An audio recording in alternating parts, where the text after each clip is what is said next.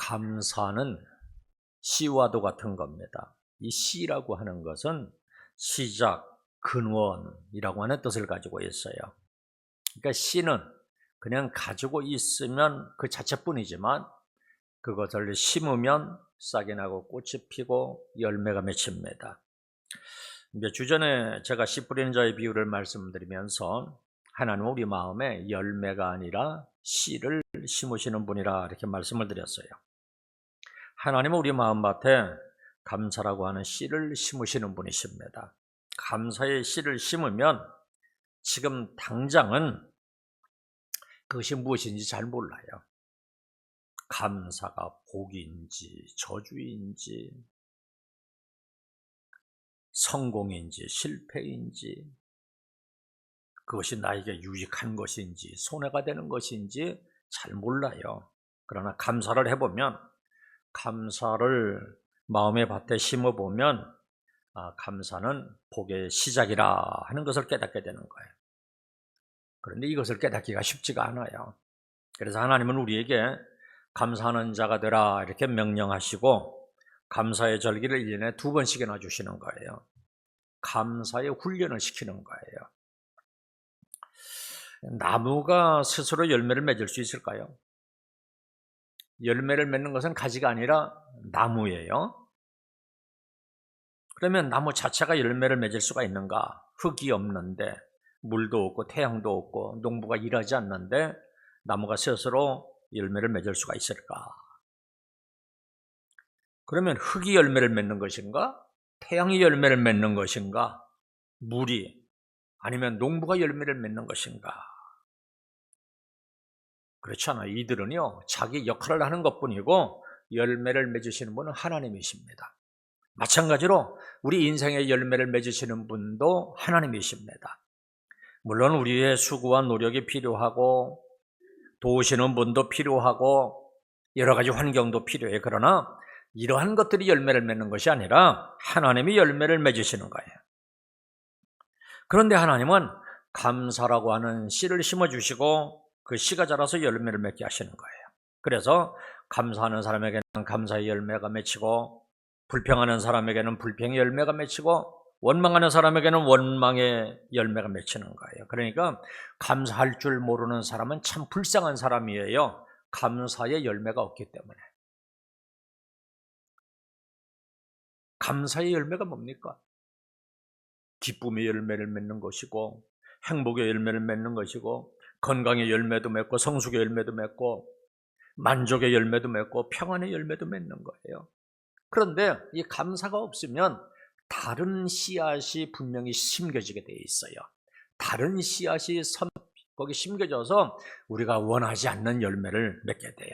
그렇다면 저와 여러분들의 마음밭에는 감사의 씨를 심어서 감사의 열매가 많이 맺힐 수 있기를 주님의 이름으로 축원합니다. 시편은 전체가 150편으로 되어 있어요. 그런데 이 주제와 내용에 따라서 이 시편을 5권으로 이렇게 분류를 해놨어요. 오늘 본문 앞에 보면 여러분 성경책에 보면 제5권 이렇게 되어 있죠. 그러니까 맨 마지막 부분이에요.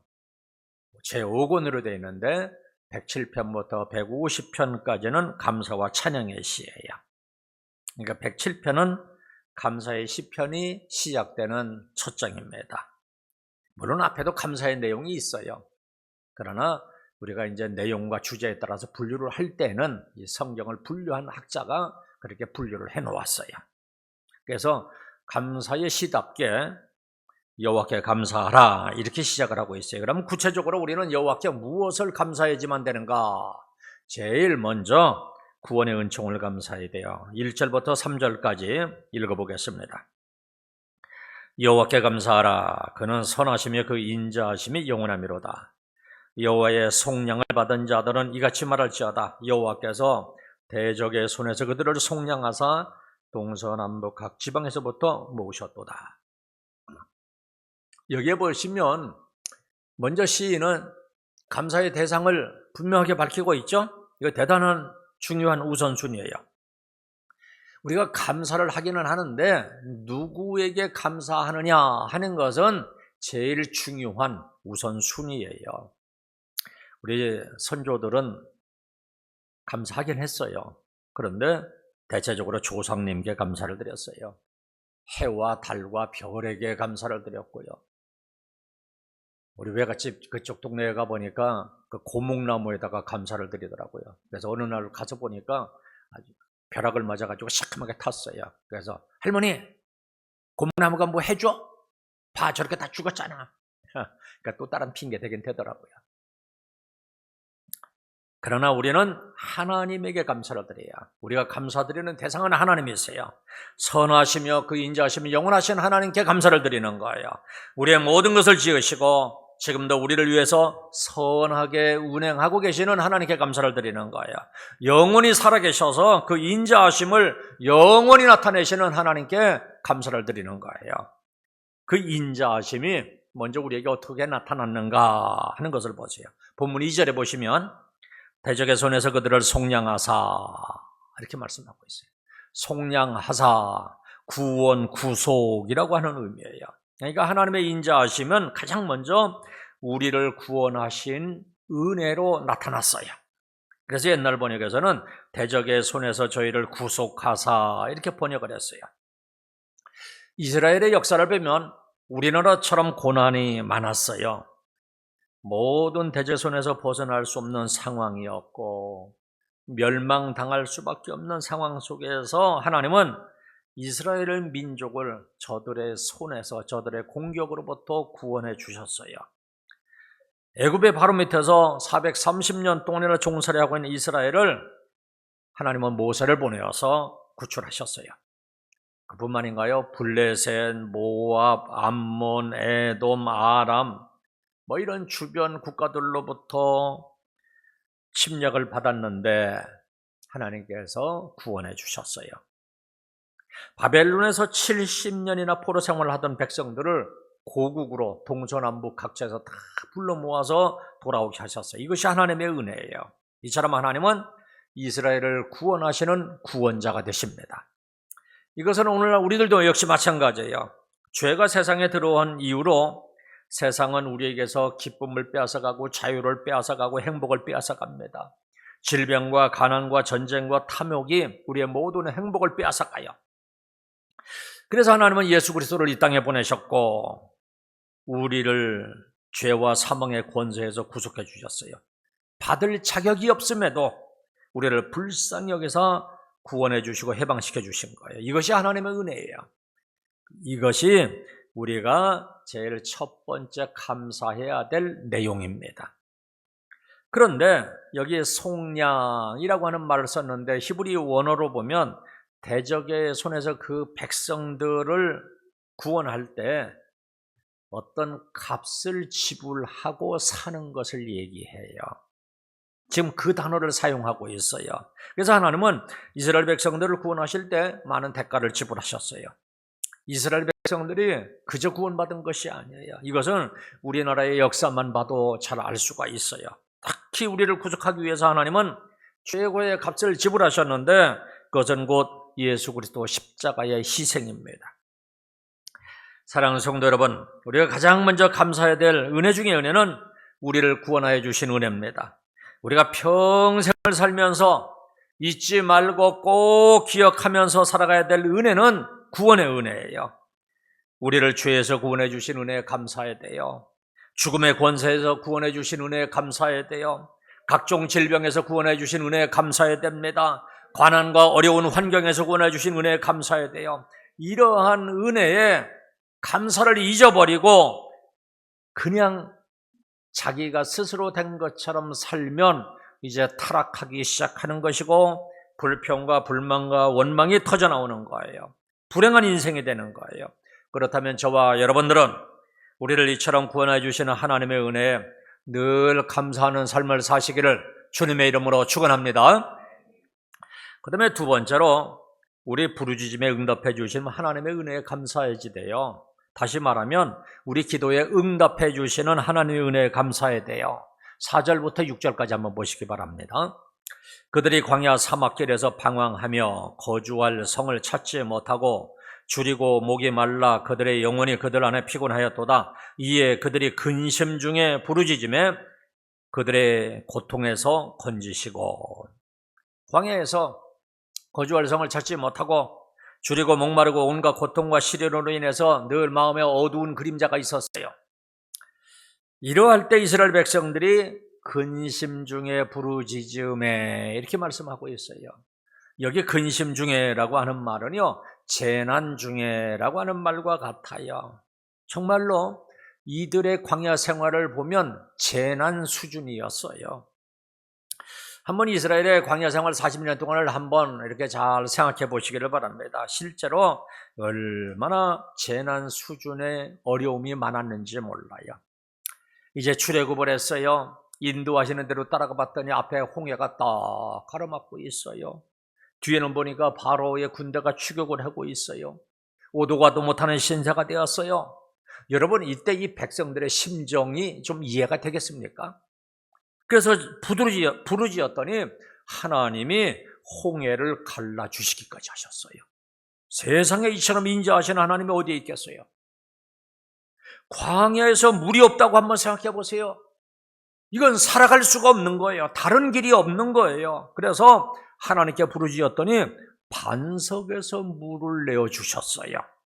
세상에 어떻게 광야에 있는 반석에서 물이 나올 수가 있겠어요? 하나님은 자기 백성이 부르짖을 때에는 이러한 일까지도 하시는 분이세요. 광야에서 먹을 것이 없었어요. 살아갈 수가 없어요. 부르짖었지요. 그랬더니 하나님께서 하늘에서 만나를 이슬처럼 내려주셔서 일용할 양식이 되게 해주셨어요. 또 고기가 먹고 싶었어요. 하나님께 이야기했더니 동풍이 불어서 저 지중해에서 메추라기 떼를 막 몰려오게 해가지고 이스라엘 진 사면에 막 뚝뚝 떨어지게 했어요. 생각해 보세요. 저녁에는 메추리 떼가 막 날라가서 진 주변에 막 다 떨어져 있고 새벽에 아침에 나가보니까 만나가 이슬처럼 내려 있어요. 하나님은 자기 백성을 이처럼 먹이셨어요. 뿐만 아니라 또 적이 침입을 해왔어요. 전쟁을 벌이는 오합지졸 백성들이 두려워해서 하나님을 향해서 부르짖었어요. 그랬더니 하나님이 적들을 물리쳐 주셨어요. 자기 백성을 공격하는 적들을 하나님이 대신해서 싸워주신 거예요. 이스라엘 백성들이 에돔을 우회할 때 이제 그 길이 멀으니까 우회해 가니까 그 길로 인해서 막 불평이 심했어요. 마음이 상했어요. 그래서 하나님을 원망하고 모세를 원망했어요. 그러니까 하나님이 불뱀을 보내어서 물게 했더니 막 백성들이 죽어나가는 거예요. 그래서 모세가 하나님께 기도를 합니다. 그러자 놋뱀을 만들어서 장대에 높이 달게 하고 그 놋뱀을 쳐다보는 자마다 살게 했어요. 죄를 지었을지라도 인자하신 하나님께서는 우리들의 살 길을 이와 같이 열어주시는 거예요. 광야의 환경은 말이 아니에요. 어려울 때마다 누구에게 도움을 청할 수도 없어요. 오로지 하나님께 부르짖는 것밖에는 길이 없어요. 말이 그렇지 이러한 광야 생활을 40년씩이나 했으니 얼마나 어려웠겠어요. 기도만이 사는 길이었어요. 하나님이 도우셔야만 살아갈 수가 있었어요. 그래서 하나님은 백성들이 광야에서 기도하는 훈련을 시키신 거예요. 사랑하는 성도 여러분, 혹 우리 중에도 광야와 같은 인생길에서 살아갈 길이 없어 보입니까? 그러면 이것은 하나님의 기도 훈련을 시키는 거예요. 그럴 때는 그저 기도밖에는 없어요. 다른 방법이 없어요. 아무리 찾아다녀도 그것은 길이 없는 거예요. 우리가 섬기는 하나님은 광야에서 한 민족을 먹여 살리신 분이에요. 능히 우리 가정의 문제와 자녀의 문제도 해결하시고 사업장과 직장의 문제도 해결하시는 분이세요. 아무리 방법이 없어 보여도 하나님은 능히 하실 수 있는 분이세요. 방법이 전혀 없을 때에는 하나님 밖에는 방법이 없는 거예요. 이때는 그저 하나님께 부르짖어 기도하는 것밖에는 없는 거예요. 하나님은 그 인자하심이 영원하신 분이에요. 우리가 부르짖어 기도하기만 하면 언제든지 응답해 주시는 분이세요. 답답하고 막막한 문제들을 다 가지고 나와서 기도하시기를 바랍니다. 인자하심이 영원하신 하나님이 우리의 기도를 들으시고 해결해 주기 위해서 이번에 우리에게 특별히 기도할 수 있는 기회를 주신 거예요. 그리고 문제가 없는 분들도 다 나와서 기도하시기를 바랍니다. 기도는 마치 평소에 우리가 은행에다가 저축을 해놓은 것과 같아요. 그래서 문제가 없을 때에도 우리가 나와서 기도하면 하나님은 정말로 어려울 때, 답답할 때 우리가 그것을 찾아 쓸 수 있게 해주세요. 그래서 평상시에 기도를 많이 하는 사람들을 보면 일이 술술 잘 풀려나가는 것을 볼 수가 있어요. 그렇다면 이번 특세 기간에 한 사람도 예외 없이 모두가 다 나와서 부르짖어 기도하시기를 주님의 이름으로 축원합니다. 그리고 세 번째는 기도할 때 바른 길로 인도해 주시고 안전하게 보호해 주시고 기적을 베풀어 주시는 것을 감사해야 돼요. 7절 8절 읽어드리겠습니다. 또 바른 길로 인도하사 거주할 성읍에 이르게 하셨도다. 여호와의 인자하심과 인생에 행하신 기적으로 말미암아 그를 찬송하리로다. 기도하면 무엇보다도요, 하나님께서 우리를 바른 길로 인도해 주세요. 광야의 길은 막막한 길이에요. 방향도 목적지도 잘 알 수 없는 길이에요.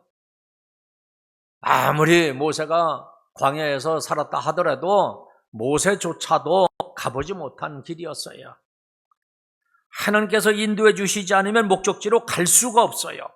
그런데 인자하신 하나님은 낮에는 구름 기둥으로 인도해 주시고 밤에는 불 기둥으로 인도해 주셨어요. 이게 얼마나 기가 막힌 사실인지요. 현장에 가보면 안다니까요. 구름 기둥이 없으면 광야에서 그냥 다 죽어요. 밤에 불 기둥이요, 얼어 죽어요. 그래서 하나님께서 참 기적과 같아요. 어떻게 이렇게 낮에는 구름 기둥을 구름이 꽉 채가지고 한 민족이에요. 민족이 광야에서 살 수가 있게 하셨을까? 바벨론 포로에서 돌아올 때도 역시 얼마나 먼 길입니까? 바벨론에서 여기까지. 그런데 그 길을 또 인도해 주셨어요. 길만 인도해 주신 것이 아니라 백성들을 안전하게 보호해 주셨어요. 바벨론에서 돌아올 때 왕이 제안을 하잖아요. 군대를 붙여주랴. 그러니까 그것을 거절하잖아요. 오직 하나님의 인도하심만 믿고 거절했어요. 그랬더니 하나님께서 그 길을 안전하게 보호해 주셨어요. 그들은 보물을 가지고 오는데도요. 도적대가 접근을 못했어요. 정말로 광야는 하나님의 은혜가 아니면 살 수 없는 곳이에요. 낮에는 태양볕이 얼마나 뜨겁고 건조한지 몰라요. 나무도 없고 물도 많지 않아서 정말로 살기가 어려운 곳이에요. 그리고 밤에는 몸이 오싹거릴 정도로 추워요. 제가 이스라엘에 갔을 때 도피성을 간 적이 있어요. 그런데 뭐 일정이 좀 늦어져서 그런지 마침 해가 떨어지고 어둑어둑할 때쯤에서 그 도피성에 이렇게 도착을 했거든요. 차에서 내려서 거기를 좀 이제 걸어서 도피성까지 가는데 이제 돌무더기만 남아있죠. 얼마나 추운지 제가 막 덜덜덜덜 떨었더니 제 입이 이게 움직이더라고요. 이게 딱딱딱딱 거리는 소리가 날 정도로 그렇게 추웠어요. 막 바람도 심하게 불고 얼마나 추운지 사진 찍는 사람 아무도 없더라고요. 이렇게 사진 찍기를 좋아하는 사람도 추우니까 사진도 안 찍고 막 다 그냥 얼른 빨리 가자고 차로다가 도망 나오다시피 했어요. 그 기억이 나요. 낮에는 우리 얼굴이 익을 정도로 그렇게 막 따가워요. 그런데 밤만 되면 이렇게 못 견딜 정도로 막 추워요. 이러한 곳에서 하나님이 자기 백성을 40년 동안이나 인도하시고 보호해 주신 거예요. 사랑하는 성도 여러분, 놀라운 사실은요, 바로 그 하나님이 우리가 섬기는 하나님이에요. 우리도 광야와 같은 인생길을 살아가고 있잖아요. 그래서 하나님께서 바른 길로 인도해 주셔야 되고 하나님이 보호해 주셔야 돼요. 하나님이 우리 자녀들을 지켜 보호해 줘야 돼요. 하나님이 우리 자녀들을 나쁜 친구들로부터, 나쁜 정보로부터, 나쁜 사상으로부터 지켜 보호해 줘야 돼요. 우리가 어떤 생각을 가지고 어떤 신념을 가지고 어떤 마음을 가지고 사느냐가 곧 우리들의 인생이잖아요. 그런데 나쁜 것을 받아들이면 그냥 그 인생이 되는 거예요. 우리는 내일 일을 알지 못해요. 우리의 미래는 어느 누구도 장담하지 못해요. 미래는 하나님의 손에 달려 있는 거예요. 하나님이 인도해 주시고 하나님이 보호해 주셔야 돼요. 우리는 하나님을 믿는 사람들이에요. 하나님이 인도해 주시는 길을 믿고 하나님이 보호해 주실 것으로 믿는 사람들이에요. 하나님의 뜻을 믿는 사람들이고 하나님의 뜻대로 살아가는 사람들이에요. 하나님이 예비하신 길이 안전하고 축복의 길이라 하는 것을 믿고 살아가는 사람들이에요. 내 길이 아니라 하나님이 예비해 놓으신 길로 갈 수 있어야 돼요. 그런데 어떻게 그 길로 우리가 찾아갈 수가 있는가? 오늘 본문에 보시니까 여호와께 부르짖음에 건지시고 바른 길로 인도하신다, 이렇게 분명하게 말씀하고 있어요. 그렇다면 우리는 이번에 기도할 때 어려움에서 우리를 건져주실 뿐만 아니라 바른 길로 인도해달라고 기도하시기를 바랍니다. 그 길이 살 수 있는 길이고 형통의 길이고 축복의 길이에요. 간절하게 모두 다 나와서 기도하시기를 주님의 이름으로 축원합니다. 그런데 하나님은요, 얼마나 기가 막히신 분인지 우리가 기도하면 인자하시는 하나님은 기적까지도 행하시는 분이세요. 본문 8절 보세요. 여호와의 인자하심과 인생에 계신 기적으로 말미암아 그를 찬송할지로다. 사실 광야에서의 모든 생활은 기적의 연속이죠. 왜 이러한 기적을 성경을 통해서 우리에게 보여주시는 것인가? 우리들도 의심하지 말고 믿게 하기 위해서 보여주시는 거예요. 광야와 같은 우리 인생길이에요. 기적 같은 은혜가 없이는 살아갈 수가 없는 곳이에요. 때로는 우리의 삶에도 하나님의 기적 같은 은혜가 필요할 때가 있어요. 우리가 섬기시는 하나님은 선하시며 그 인자하심이 영원하신 분이세요. 지금도 광야와 같은 인생길에서 우리가 부르짖어 기도하면 기적과 같은 은혜를 베푸시는 분이십니다. 하나님을 믿는다면 믿고 간절하게 기도해서 기적과 같은 은혜도 체험하시기를 바랍니다. 그래서 그 하나님께 진실로 감사하면서 살아가는 저와 여러분들이 다 되시기를 주님의 이름으로 축원합니다. 마지막 네 번째로, 사모하는 영혼에게 만족을 주시며 줄인 영혼에게는 좋은 것으로 채워주시는 하나님께 감사해야 돼요. 9절 한번 보세요. 그가 사모하는 영혼에게 만족을 주시며 줄인 영혼에게 좋은 것으로 채워주심이로다. 하나님을 사모하는 영혼에게 만족을 주세요. 여기 사모하는 영혼은 히브리어로 보면은요, 주의 구원을 갈망하는 뜨거운 열정을 가진 심령, 이렇게 해석할 수가 있어요. 그러니까 하나님을 사모하고 은혜를 사모하고 축복을 사모하는 사람에게는 하나님이 만족을 주신다는 말씀이에요. 사모하고 구하는 자에게 주시는 거예요. 우리에게는 이처럼 부족함을 채워주시는 하나님이 계세요. 그 하나님으로 인해서 우리는 만족함을 누릴 수가 있어요. 그래서 다윗은 시편 23편에서 여호와는 나의 목자시니 내게 부족함이 없으리로다 그랬어요.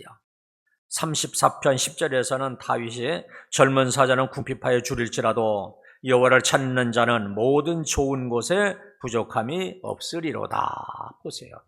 여호와를 찾는 자에게는 이와 같이 부족함이 없도록 채워주세요. 그런데 우리가 부르짖어 구하지 않을 수가 있겠습니까?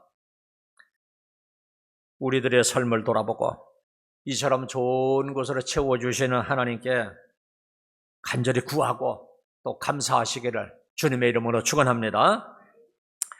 또 줄인 영혼에게 좋은 것으로 채워주세요. 여기 줄인 영혼은 영적으로 갈급한 심령을 말하는 거예요. 예수님도 산상수훈에서 말씀하셨죠. 심령이 가난한 자는 복이 있나니 천국이 저일 것이요. 심령이 가난한 것, 줄인 자. 의에 줄이고 목마른 사람은 복이 있나니 그들이 배부를 것이요. 보세요. 줄였다. 무엇인가 막 갈망하는 것. 이것이 복이에요. 세상 사람들은요, 육신적으로 먹을 것 마실 것 때문에 배고파하고 허덕여요. 어떤 사람은 세상적인 명예와 권세 때문에 배고파하고 목말라 합니다. 어떤 사람은 취미 생활에 도취해서 목말라 해요. 어떤 사람은 여행에 대해 도취되어서 오직 온통 여행 가는 것에만 몰두해요. 심지어 어떤 사람은 탐욕으로 인해서 목말라 하고 죄를 짓기도 해요. 하지만 우리들은요, 어디에요? 의에 줄이고 목마른 사람들이잖아요. 우리에게 영적인 목마름과 배고픔이 있다면 영적으로 큰 역사가 일어나는 거예요. 언제나 하나님을 간절하게 찾는 사람에게는 모든 신령한 복과 은혜를 넘치도록 주십니다. 그래서 오늘 본문에서는 사모하는 영혼에게 만족을 주시며 줄인 영혼에게 좋은 것으로 채워주신다, 이렇게 말씀하고 있어요.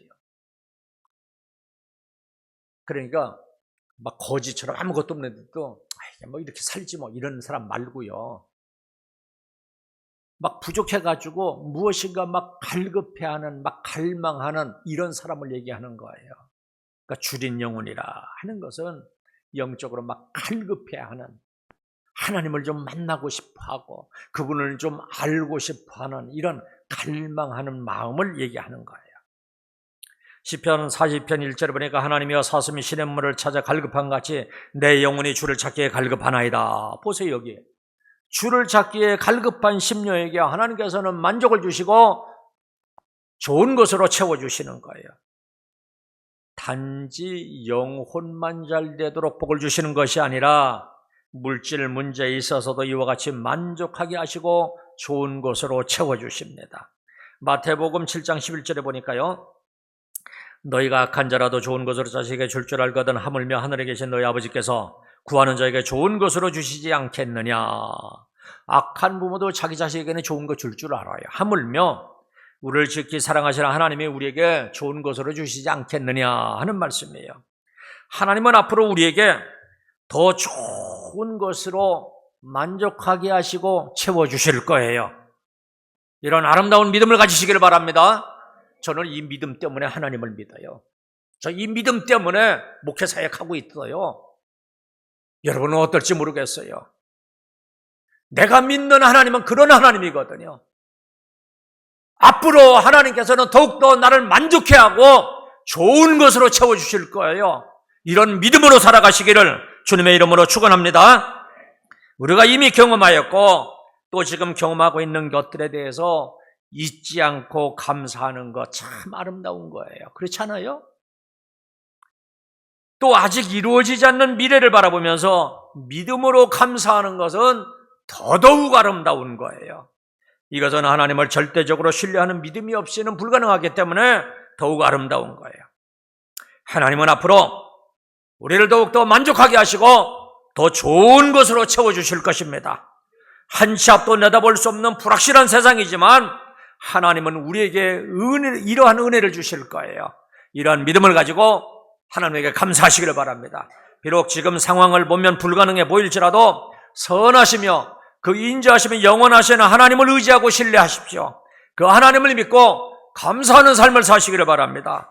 감사에는 현실을 초월하는 참 신비로운 능력이 있어요. 우리는 무언가 내 계획대로 되지 않고 자꾸만 일이 꼬일 때 마음이 불안하고 조급해져요.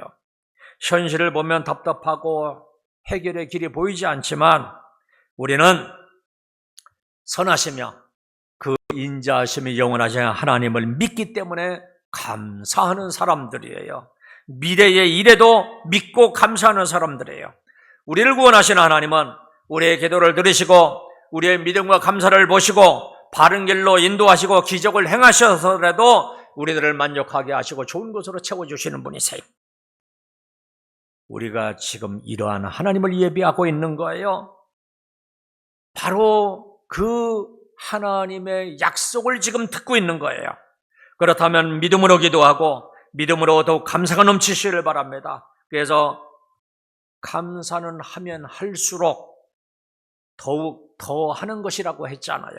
그러니까 더욱더 감사거리가 넘쳐날 수 있기를, 선하시며 그 인자하심이 영원하신 주님의 이름으로 축원합니다. 우리 이 시간 기도하겠습니다.